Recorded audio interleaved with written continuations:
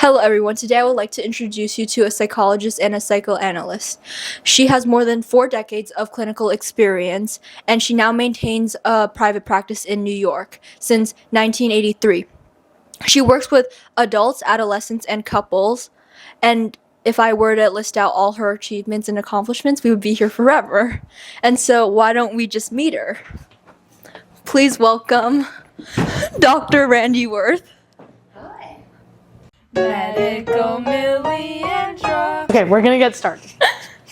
Okay, so our first question is can you talk a little bit about your education and your path to opening a private practice? Like, what requirements do you need to become a certified psychoanalyst? I'm going to start with my academic training first in terms of being a psychologist. I needed to train to get a PhD and licensure. And I started with graduating with an undergrad, and actually that evening after graduation I went right on for a master's, started my master's degree that evening. And then after that I started working because I myself through school, and then went back to the university and got a full-time job, and continued my PhD. That took a while. I had to write not that long though. I had to write a dissertation. That's the end of the PhD program. And this was all going on in Philadelphia. And I guess I got lucky because the licensure in Pennsylvania was with my supervision hours, which you have to accumulate to be a clinician. I had enough hours to be able to sit for the licensing exam, which is part of the state, and I was able to do that with a master's degree before I finished my PhD. So I actually got licensed as a psychologist at a very young age, and I was able to start a private practice. I did have a job at an agency that gave me clinical experience in a different kind of area. We worked with the boat people who came over from Asia, which was very, very interesting, helping them, after being so traumatized in their own country, and worked with colleagues and all. But I actually always knew I wanted to be a psychoanalyst. Mm-hmm. So the reason I believed in understanding people on an unconscious level, a deeper level, and working with people longer term. And more frequency is usually is a way to very quickly describe psychoanalysis. So while I was working, I started a psychoanalytic institute in Philadelphia. I think I was there for 4 years. And so in other words, I was able to practice, start a private practice because I was a licensed psychologist in the state of Pennsylvania. But I went on with my area of interest, psychoanalysis, and went post-grad to this institute. One of the things that differentiates a psychoanalyst from other clinicians is the fact that we have to be analyzed ourselves. And that means being on the couch, 4 times a week, or even in England and other places, 5 times a week. And the point of it is that before you really can work with patients, that's what we call them rather than mm-hmm. clients, and you really need to know yourself in a deep way. Yeah. And the point of that is so that you understand yourself and have the capability to continue with that process while you're working with patients, and you don't bring your own unresolved issues mm-hmm. that many of them are unconscious, out of your awareness into the treatment room. Yeah. So I did that and accumulated many hours of supervision with, top lead, people who were very experienced. And I even taught at that institute for a little while after I finished my coursework. And then I moved to New York. And in New York, I decided to look around at other institutes and find a place, a new home, that would allow me, further training and classes and all. I ended up at NYU postdoc, which is a good program, and took courses there and supervision. But I ended up at a place called IPTAR, which was a more smaller place, and was admitted as an advanced candidate. So I had to take classes there, be analyzed again, and supervision, and then graduated from IPTAR. And I was there, I think, from 1996 to the present. And, so I'm describing kind of a lot of training, and to this day, psychoanalysts are always attending, courses and seminars, and learning, which is another part of what I really respect and, am involved with in the world of psychoanalysis. So it started with Sigmund Freud, and there are many different ways of working psychoanalytically. My area, my school is called contemporary psychoanalysis. So it doesn't mean that everyone is on my couch and maybe in the chair less frequently. So I really work with people based on what they come for and what I think they need, and it develops into a very personal, confidential relationship. In other words, I'm not rigid that everyone needs to be or is ready to be on the couch for 4 times a week, analysis. So my institute is part of the organization, the International Psychoanalytic Institute, the IPA. It's a global international organization, as the name says, that Freud started over a century ago. And what I really like about being part of the IPA is that throughout the world, there are 13,000 members, and in many, in countries, where we all have a similar training. I mean, it's based on, Freudian analysis, but, different influences in South America and North America and Europe, and even Asia Pacific. So when I get to go to congresses and get involved in different committees, I'm meeting people all over the world, and just learning different nuances about how they work in different regions, and just meeting very interesting people. So I'm very involved with the IPA, and actually just finished my second term on the IPA board, which was one of the best things I have done thus far in my career. And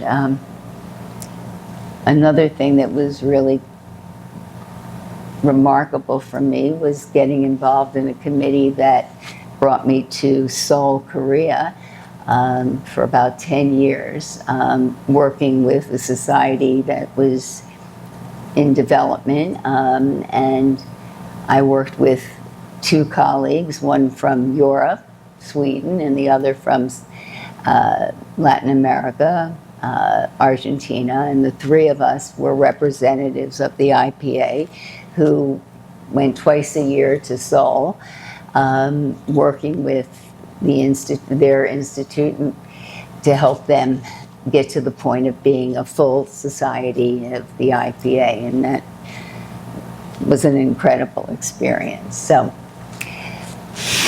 that's a long answer, but it's been a long career for me, one that is really right for me and a very good match. And all along I've been, I've had private practice is really what I wanted to do from the very beginning and what I do. But get involved in different small organizations where,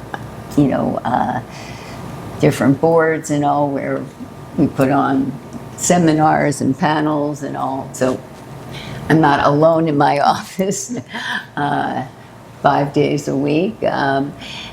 So it's involvement with other people, even though I really do enjoy the one-on-one or couples work, whatever I do. That makes sense. Wait, so we know that you're a psychologist and a psychoanalyst. What is the difference between the two? Well, the academic training for me to be able to get a license is clinical psychology. So it's,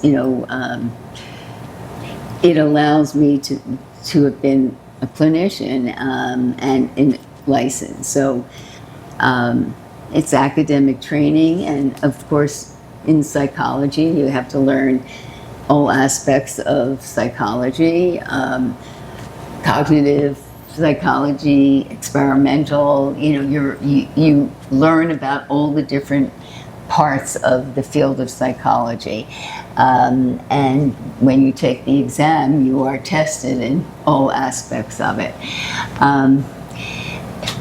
Of course, I was more interested in the clinical part, but you need to be licensed. You have to know, every aspect of the field of psychology. So that allowed me to be a clinician. There are other people who go to social work school, which is another way you can then sit for a license, and as a licensed social worker. If you go to medical school and go through medical school and choose to be a psychiatrist and then are licensed as an MD, then that may lead you to work in hospitals and different facilities and have a private practice. So it was my way of being able to do what I wanted to do right from the start. And my master's program was to eventually have a private practice. Yeah. And the Psychoanalysis Institute was my love of working in that deeper way and getting trained. I'm certified as a psychoanalyst, and it's my love. So yeah. I also want to talk a little bit about your published work, which is like when words become unspeakable, like beyond the silence. Can you just explain like some of the core concepts in that work, but in a way that a teen might be able to understand? Yes, I was particularly interested in psychosomatics, a part of psychoanalytic thinking, and also of medicine, where people are not able to put things into words, but their body speaks their pain and their conflicts. So people who unfortunately end up going to many different doctors and develop all kinds of conditions. Some of them are real. They may feel pain, but others are just unfortunately imagined. And it's a life of, very limited life for people who are psychosomatic. So I had a special interest in that, and a colleague of mine was writing this book and asked whether I wanted to contribute. So, I looked at different people that I had treated and familiar with. I was in a study group on this for many years and decided to pick someone who was, you know, very important to me in the work that we had done. And she's an artist, writer, creative person. And I did something kind of unusual in that I had her work with me on the writing project, the chapter. And because over many years, she wasn't able to put things into words. And silence in the room for 50 minutes over many years was not easy for her, but also not easy for me. And I had to learn how to tolerate that and be able to think in the room and try to understand what the silence was and get in touch with things that in some way I could offer her, even though the conditions of sitting there with watching her pain, feeling different things that she couldn't put, you know, she couldn't verbalize because of, you know, kinds of traumas that she went through, and there were no words for her to, you know, use to explain, and she wasn't used to being known in that way. You know, a lot of us take that for granted, that you have a cut, you have a pain, you know, you ask for help, you cry when you're young, and you get a Band-Aid or you get taken to a doctor. But there are many people who didn't have that in their lives, learned to not even ask for help in physical or emotional ways, or have a parent who would even pick that up in a subtle way, see it in their face, you ask questions. And this was, you know, someone who, you know, wasn't free to do that. Have people just, you know, pick up that there were needs that had to be met for her to have a fuller life. So over a very long period of time, I was able to think and feel and even use my own fantasy life to help her be able to get in touch with her own. And we often, as in psychoanalysis, we're in the room and we allow what happens that in that 50 minutes to guide us and be able to think and feel and even use the imagery and our fantasy life, and most importantly, allow the patient to use their fantasy life to see what happens. We use dreams as the royal road to the unconscious, and things come that they never would have expected, and let them talk about it, and receive it and listen to it, and, you know, have that be material that they didn't expect to talk about in that session, but receive it and have it be safe for them to think and work with, and but with no pressure.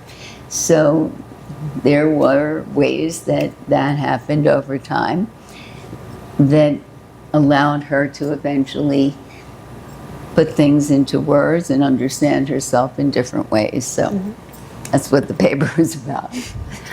Okay, so as someone who deals with a lot of like mental illness and stuff, like I feel like in a way you might absorb that energy throughout the sessions. Like, since you went to school to become someone who helps people deal with mental illness, can you give yourself therapy in a way? Well, I don't actually call it mental illness. I think everyone should go through some process. I don't sell therapy, psychoanalysis, whatever, you know, to everyone. I think if people ask me about it, I encourage, you know, if they're is something on their mind, not mental illness, but things they're curious about, things they're stuck in their lives and can't move forward with. I do think it's helpful to speak with someone who find someone they can speak to that they trust, it's confidential, that in a weird way they are not, they're not engaged in that person's life to influence them like your loved ones are and your best friends are. So it's a neutral place to be able to, explore things and, with a trusted person, which takes some time to make sure, to have that established.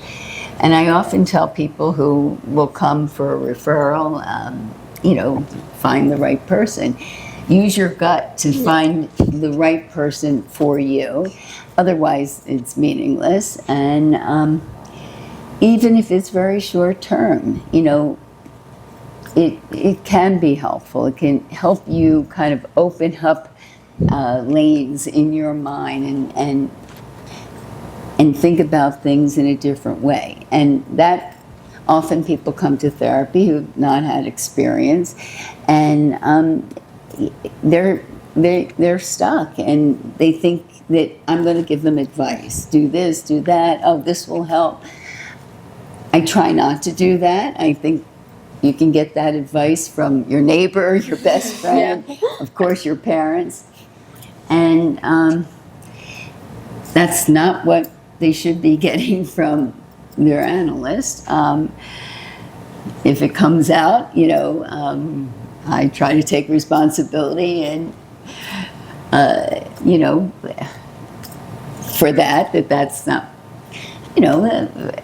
what they're there for. It's much better to help someone have the space to get to those things for themselves, but provide, the safety to do that. So it could just be that for various reasons that you don't even know, you do get stuck by thinking of yourself in a certain way and you just can't break out of it. Something that someone said to you early in your life and you had no idea why you still think of yourself in that way, and it doesn't go away. You may not even understand why you're so worried about saying the wrong thing to people or in a relationship, and it could be so distorted, untrue, but it doesn't mean you can just realize that and get over it. You may need to really go deeper to understand why you hold on to certain things that inhibit you when you're meeting new people, or even with good friends, that you are so self-conscious or think that they won't like you, or that you're not smart enough, or you bore them to death. That's something that I think holds you back in life. That's very interesting. You already mentioned how you really love the IPA, and I know you're currently the representative for North America in the board of directors. So I was kind of wondering what that role means, but also I'm curious, in the IPA you're working with a lot of therapists from around the world. How is therapy different in different countries? Do they practice it differently, or have different methods? And how have you learned from that? Well, I did 2 terms as the North American rep, and that's over. So I am now the chair of a committee that gives out prizes and awards. So, and I'm on the fundraising committee for the IPA, but my term as the North American rep is over, and it's been a hard transition to not be on that board. I'm on a couple other boards that I've been on for many years that mean a lot to me. The Regional Organization of North America, which is called NAPSAC, and then another group called SIPS. But, that was really special because there were 7 representatives from the 3 regions, North America, Europe, and Latin America. And that's what the cool thing is, that we all were trained by in a certain way that goes with the bylaws and procedural codes of being a Freudian psychoanalyst. So, you have a foundation that you share. And every 2 years, we have this big conference in different parts of the world that we attend with, important speakers and keynote addresses and all that. So I went to Lisbon a year and a half ago, and you can be with all these people that there's the familiarity of what our training was like, and even if you get to be a training analyst and supervisor, which I am, you can be with other people who have that same role at their institutes and discuss what that's like for them. You go from being a member, there's a hierarchy based on your experience and training and and your role at your own society, but you can be talking to people in Taiwan, who do the same thing. And the idea that we were all trained, with a certain curriculum and expectations of supervision and clinical training, and we're all analyzed. Now, that's going to be different depending on who your analyst is and his or her being analyzed in the way that they were. So there's nothing that is, that we're all clones, we're all the same. But there is that foundation of what we've read, what we've learned, what, how we think, even though there are different ways of thinking and still being a contemporary Freudian psychoanalyst. So that part, it's like we share a language, even though around the world IPA members speak different languages. Yeah. So we have a wonderful website, and we now have voted on the board to have things translated, because our members do need to speak English when they're in classes and learning and working towards becoming a member in English. When I was in Korea, Korean was their first language, all the people that I was involved with, the candidates and members. But we're trying harder to have things that we put on the website and things at our congresses translated to, what many of our members, what their first language is, to make it easier for them to be able to read and learn and understand panelists. So anyhow, that I think is a wonderful thing. So that's so cool that you guys are kind of like unified by the way you were trained, even though you guys are like all over the world. Yeah. That's pretty interesting. Okay, so we're gonna play a game now. It's called Boom. You got it. It's called Boom or Bust. So basically, we're gonna tell you scenarios, and you're gonna tell us if it's ethical or not. If it's ethical, it's boom. If it's not ethical, it's bust. Okay. So our first one is, can you go up to a patient on the street and like say hi? Bust. It is crossing a line with your patient, and it could very well affect, what goes on in the room with the work that you do. That needs to be confidential and safe, because that's, what the treatment is all about. Are there situations that happen because real life, can intervene? Of course, but a slight change would be if a patient comes up to you on the street and says hi. Do you act like you don't know them and just walk away? Well, to me, that's rude and hurtful. I mean, it's not normal. It would be, not hi, and then keep walking and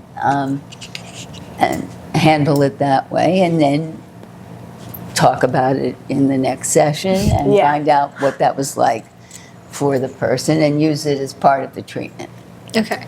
Okay, our next one is, so let's say your session with your patient is like 50 minutes and it just reached the 50-minute mark and you cut off the patient on the dot at 50 minutes. Is that boom or bust?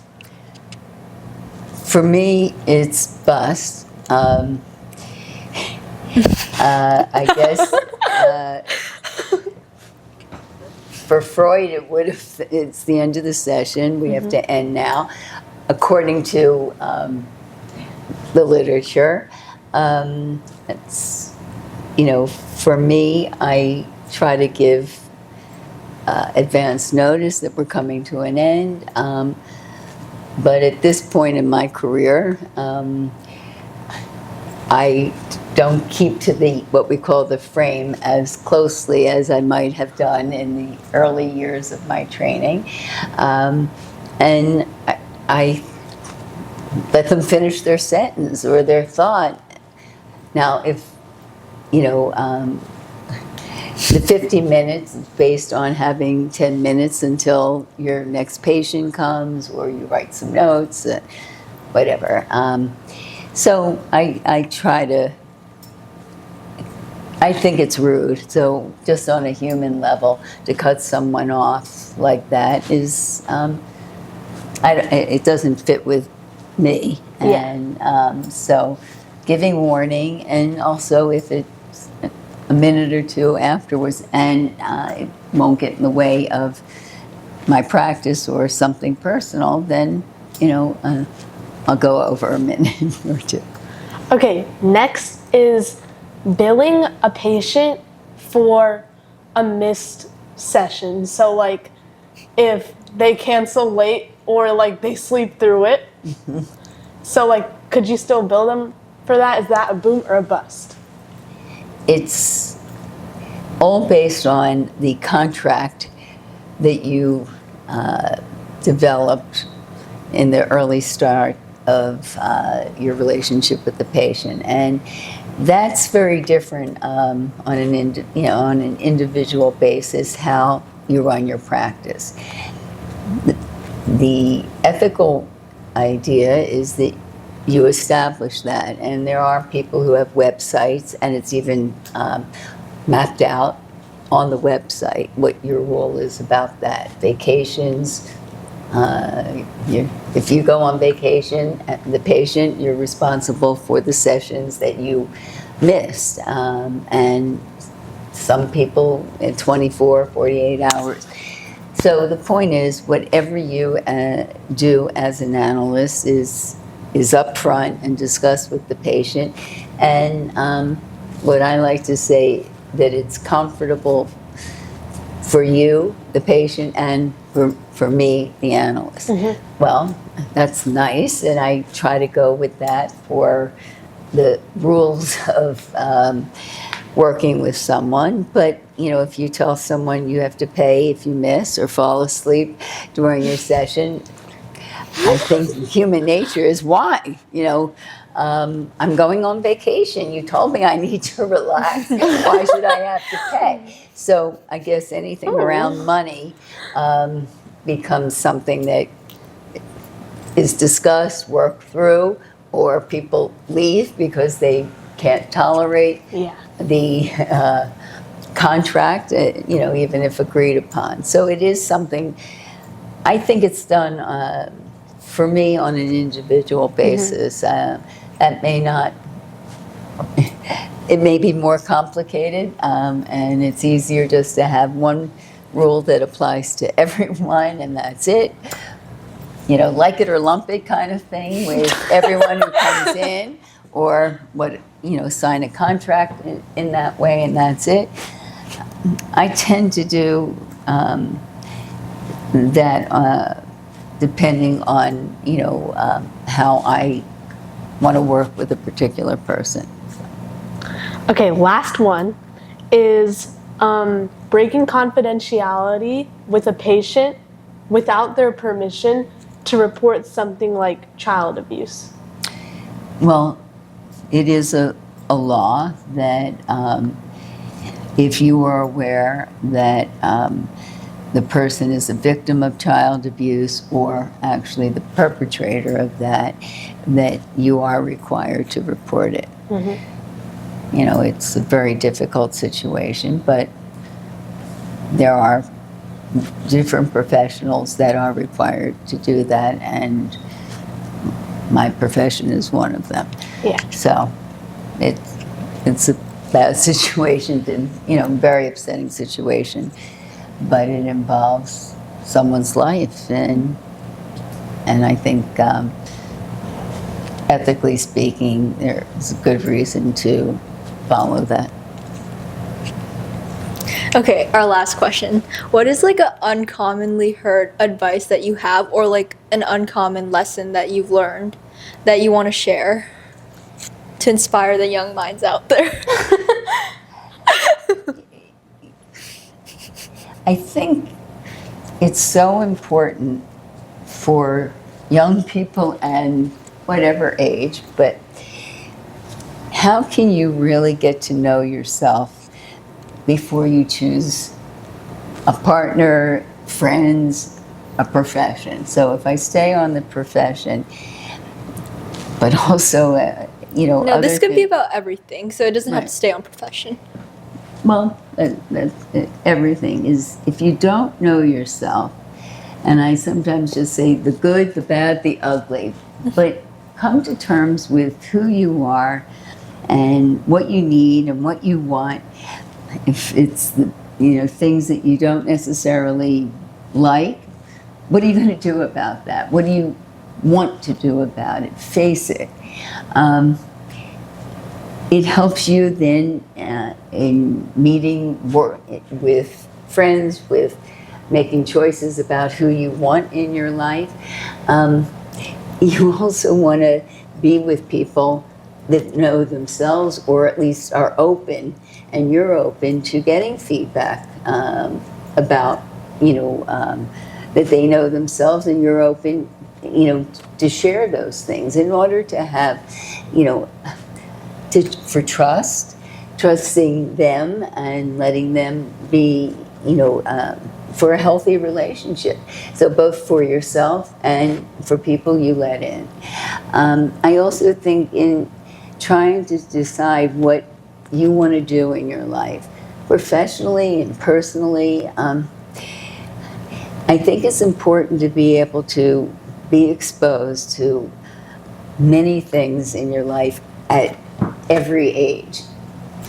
I think travel is really important, and if someone says, well, I can't afford travel, get on a train or a subway and go to towns around where you live, or put together some friends who go 60 miles to another city and walk around, talk to people, expose yourself to the bigger world. And maybe not everyone could take a world European excursion, and I don't. That would be great. If you go with the idea that you need to know what is out there. You need to talk to other people. You need to expand yourself. I started working at a very early age, and it was pure pleasure for me to work in a fashion store when I was 12, turning 13. I look very old for my age at that point. And I got this job. And, it was on the boardwalk in Atlantic City, and I loved fashion, and I developed relationships with all these people that I never would have met and would have been bored over the summer, and I worked there 3 years, and it really, you know, in many different ways, it expanded my world. It wasn't just the kids at my high school or middle school or whatever, and expanded my mind, and you know, and I love doing it. I mean, you know, it took me out of my small world and, you know, gave me possibilities of things, how other people live, other values that people had, learning. And, you know, if they were really smart people and they mentioned, you know, things that they did in their life or books that they read, you know, it was something I wouldn't have gotten if I wasn't out in the world. So I also think that talking to people, if you have an interest professionally or a hobby that something you've never done, you know, don't be afraid to talk to people and ask questions. Across the board, it doesn't have to be, you know, this professor that you meet, or, you know, someone who's got, you know, years and years of experience. It can be just regular people that can open a door for you, if it's to have you think about something in a different way, or actually invite you to their place of business, or give you an internship, you know, possibility. Shadowing someone, it's an invitation to see something, experience something, hear things that you wouldn't have otherwise done. And I am really talking about for your whole life. Yeah. If you stop learning, then what else is there? You know, I think that's what energizes people and allows you to make new relationships, whatever age you are, and you know, I think is energizing and brings fulfillment. So I guess that's what I think about. I don't say that to my patients, you know, you're kind of boring, I think, or your life seems boring. I really think you need to go do an internship. I mean, at some point, you know, I think that people have anxiety is across the board. I don't have to have a diagnosis of anxiety disorder, you know, to you know, notice it in someone. I think people are anxious and scared to do anything different than what they've done or what they've been, you know, socialized to do. And I think you need to understand that about yourself, and again, with help or on your own, break through that and try it and experience it, so that you can, you know,